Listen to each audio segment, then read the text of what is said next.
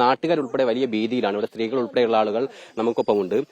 ചേച്ചി, വാതിലൊക്കെ കടകടച്ചില്ലേ കിടക്കുന്നത്? അതെ അതെ, കഥകൊക്കെ അടച്ചിട്ടാ കുഞ്ഞാ കിടക്കുന്നേ. പേടിയുണ്ടോ? പേടിയുണ്ട്. പിന്നെ എല്ലാവർക്കും ജീവന് പേടിയില്ലേ, കൊച്ചു കുഞ്ഞുങ്ങളും ഒക്കെ ഉള്ളതാ കുഞ്ഞ്.